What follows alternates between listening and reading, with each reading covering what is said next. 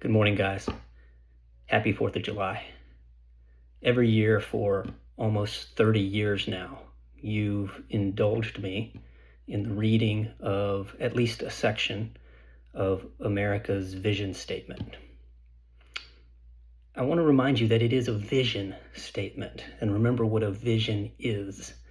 A vision is not something that has been achieved, and it often is something that may never be achieved. It is instead a statement that is so big, so audacious, that it's designed to bring you to your knees. It's something that you work towards constantly. It's your North Star. It's your guiding principle. And yes, there are times when you fail to stay on the path towards it, but it should always bring you back to your purpose. Before I read, just two things that have been on my mind that I want to share with you as you hear these words. The first is, notice that the writers did not reason from a political ideology. Their starting point is an anthropology. It's a statement about what people are. And what people are then is their basis for reasoning to a political ideology. And I think that's important. That's something we should keep in mind, because what that means is what we aspire to be as a nation should always begin with an understanding of what we are as human beings. And then the second thing, I don't think for a minute that the people who wrote this document and then put into place our current system of government thought that they got it all right. In fact, I think they admitted as much when you look at the preamble to the Constitution, and they said that their purpose was to form a more perfect union, not the perfect union. Our union still isn't perfect. I don't know that it will be in my lifetime or in yours. But if we are continually guided by the vision, perhaps we can take a step back, have some perspective, not the perspective of 1 year or 5 years or 10 years, but the perspective of a long-term experiment, a long-term goal.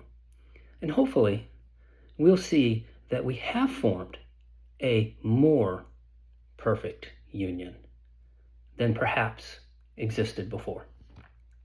So with that, here are the words of Thomas Jefferson.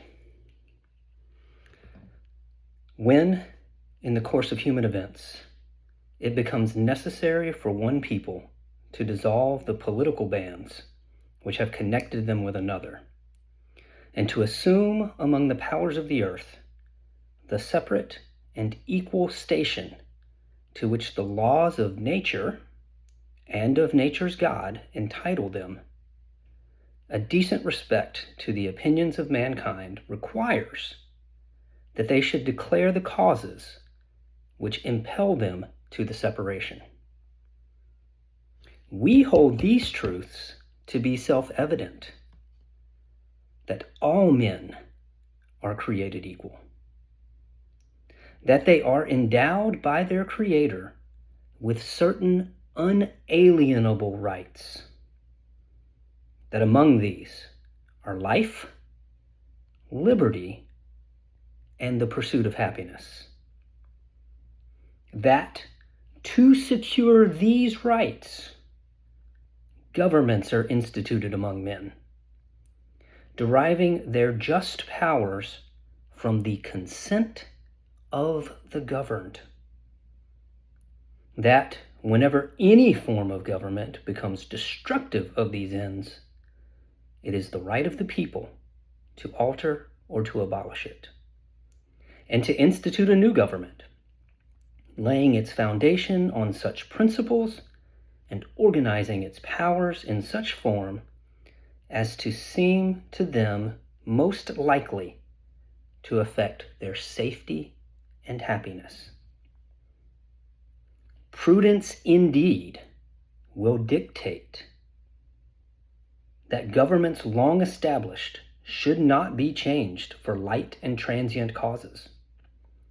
And accordingly, all experience hath shown that mankind are more disposed to suffer, while evils are sufferable, than to right themselves by abolishing the forms to which they are accustomed. But when a long train of abuses and usurpations, pursuing invariably the same object, evinces a design to reduce them under absolute despotism, it is their right, it is their duty to throw off such government and to provide new guards for their future security. Such has been the patient sufferance of these colonies, and such is now the necessity which constrains them to alter their former systems of government. Happy Independence Day, guys. I love you.